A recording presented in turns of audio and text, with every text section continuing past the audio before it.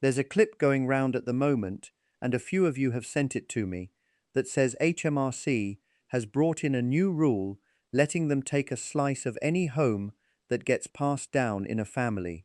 The version I watched put a number on it, 40%, and a date, and a warning that if you don't act now, your children will lose the house. I want to deal with that today because part of it points at something real and most of it does not, and the difference between the two is worth a great deal of money to the people you love.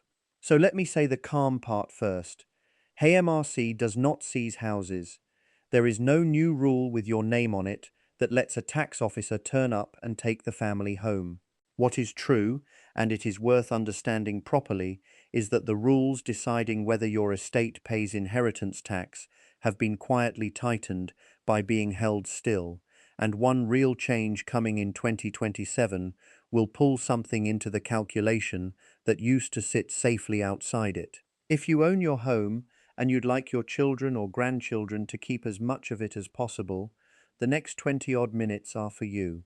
Quick word before we go any further, and I'll keep it short. Everything here is general information to help you understand how these rules work, not personal financial, tax, or legal advice. Your own situation has details I can't see from here, so for anything that touches your own money or your own home, check the official guidance or sit down with a regulated advisor. There are free services for exactly that, and I'll point you to them near the end. Inheritance tax used to be thought of as a worry for the wealthy. The big house, the share portfolio, the second property abroad. That's less and less true now, and the reason is simple. House prices have climbed for 30 years, while the amount you can pass on tax-free has been kept in one place. A modest semi that cost a few £1,000s in the 70s is worth several £100,000 today, and the threshold it gets measured against has barely moved. So ordinary families, people who'd never call themselves rich, are the ones increasingly asking whether their home will be taxed when they're gone. That's who this is for. If you're enjoying this story so far, don't forget to hit the like button and subscribe. Drop a comment telling me where in the world you're watching from. I love hearing from you. Here's the machinery, plainly. When someone dies, the value of everything they leave gets added up. The home, the savings, the investments, and in some cases now the pension. That total is the estate. Against that estate sits an allowance, an amount you can pass on before any tax is due. The main allowance is called the nil-rate band, and it's set at £325,000. Below the allowance, no inheritance tax. Above it, the rate is 40% on the part that's over. On its own, that would catch a lot of homeowners, because 325,000 is less than the value of many family houses now. So there's a second allowance built specifically around the home. It's called the residence nil-rate band, and it adds another £175,000, but only when you leave your home or the value of it to your direct descendants. Children, grandchildren, stepchildren, adopted children. Leave the house to your son, and the extra allowance applies. Leave it to a niece, a friend, or a brother, and it does not. That one distinction matters more than almost anything else I'll say today, so hold on to it. Now the part the frightening videos almost never mention, and it's the part that takes most married couples out of the firing line completely. Anything you leave to your husband, wife, or civil partner passes free of inheritance tax. No limit, no tax, nothing to claim. And when the first of a couple dies, any allowance they didn't use passes to the survivor. So the second person to die can have both nil-rate bans and both residence bans. Two lots of 325,000, two lots of 175,000. Added together, that's £1 million a married couple can pass on free of inheritance tax, provided the home goes to their children. Let me make that real. Take Frank and Doreen, both 71, who paid off a semi in a suburb of Bristol years ago. It's worth around 400,000 now. They've perhaps 60,000 in savings and a small investment pot. When Frank dies, everything goes to Doreen, and not a penny of tax is due, because that's the spouse exemption. When Doreen later dies and leaves the lot to their two children, the estate is around 460,000. Set against a combined allowance of up to £1 million, there's no inheritance tax to pay at all. None. Their children inherit the house intact. That's the ordinary, unremarkable outcome for a great many families, and you'd never know it from the clip telling you the house is about to be taken. Here's the honest catch, and there are three of them. First, that combined million only works for married couples and civil partners. If you live together but never married, you don't get the spouse exemption, and you don't get to share allowances, which can leave a surviving partner with a tax bill a married one would never face on the very same house. Second, a single person, whether widowed, divorced, or never married, has one set of allowances, not two. Third, the residence allowance is tapered away for larger estates. For every £2 your estate is worth above 2 million, you lose £1 of that residence band, and for a large enough estate it disappears altogether. Most people watching won't be near that, but if you are, the home allowance you were counting on may not be there. Picture that second case for a moment, because it's the one that surprises people. Take Eleanor, 78, widowed some years ago, living in the house she and her late husband bought, now worth about 420,000.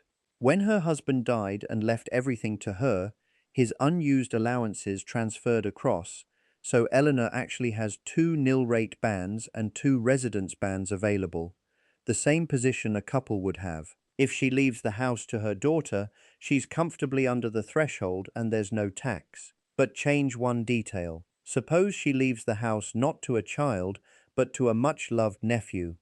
A nephew isn't a direct descendant, so the residence band falls away. On a £420,000 house, against the standard allowances alone, a real tax bill appears, on a house she'd always assumed would pass on cleanly. Same bricks, same street, completely different outcome, decided by who she leaves it to.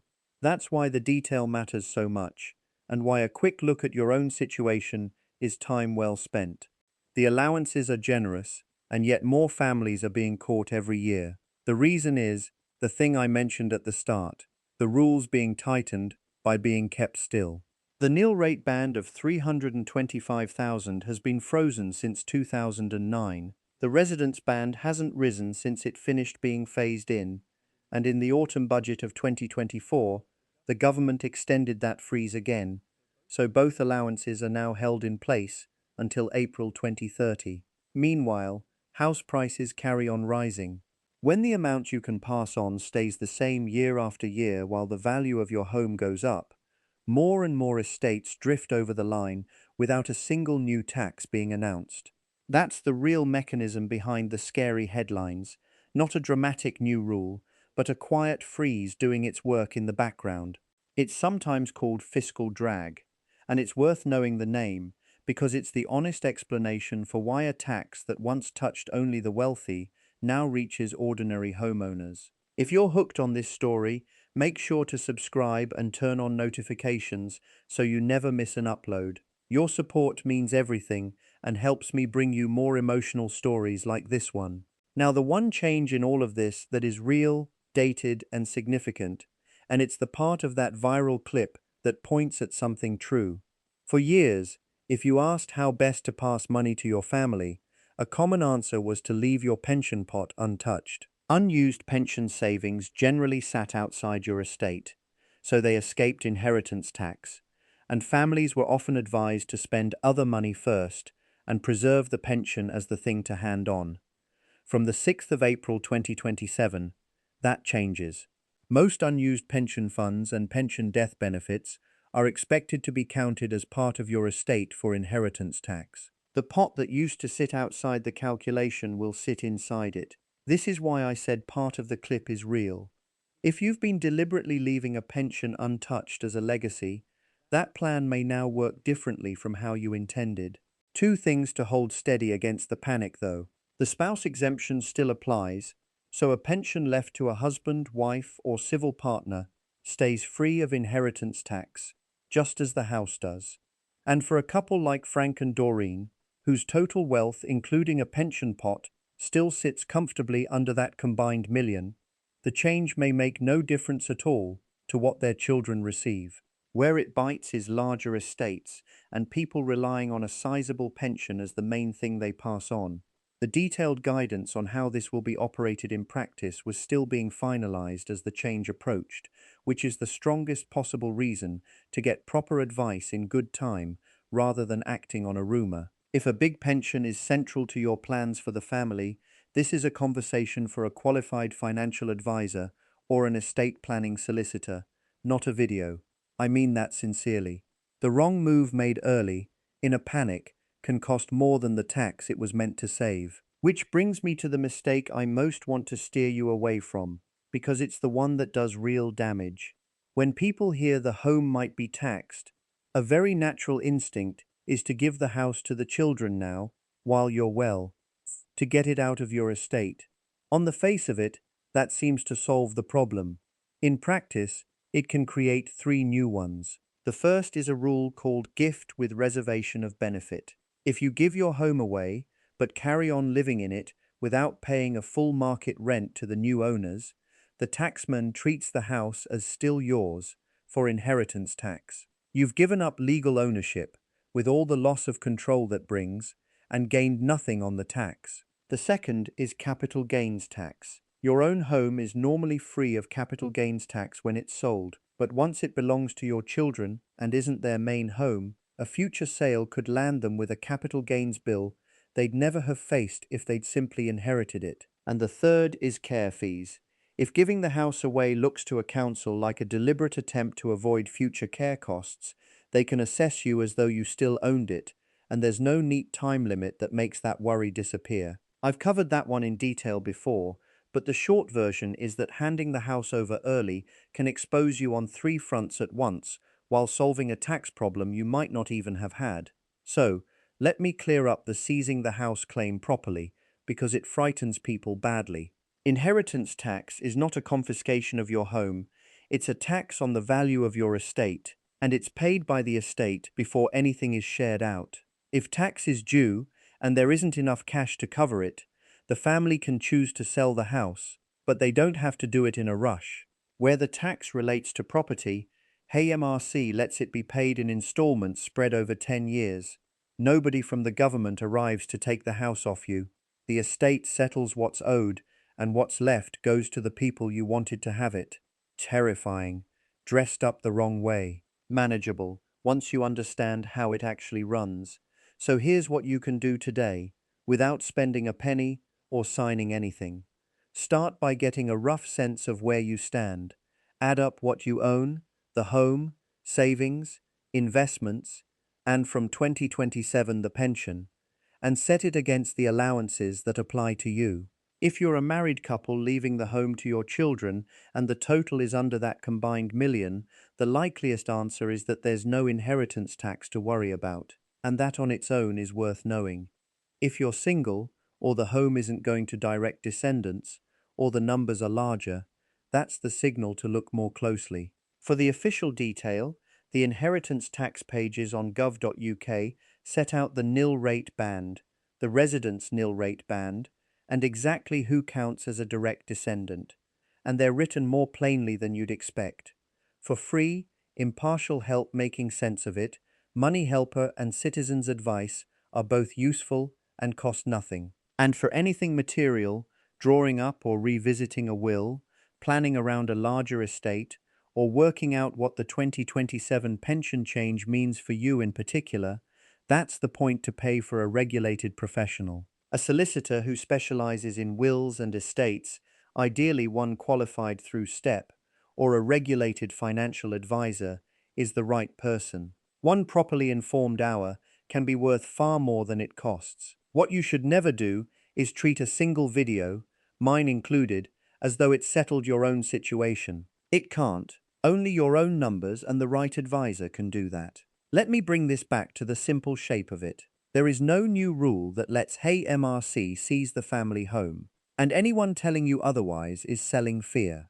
Inheritance tax is charged at 40% on the value of an estate above the allowances, and for the home, there are two allowances that matter: 325,000 as standard, and another 175,000 when the home passes to your children or grandchildren.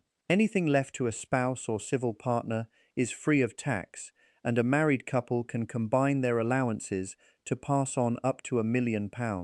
The reason more ordinary families are being caught isn't a dramatic new law, it's the allowances being frozen until 2030 while house prices keep climbing. The one genuinely new and significant change is that from April 2027, unused pension pots are expected to count as part of your estate, which matters most for larger estates and for anyone relying on a pension as the main thing they leave behind.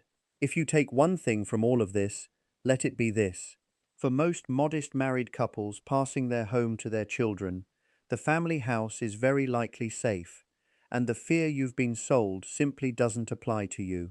The real planning questions are narrower than the headlines suggest.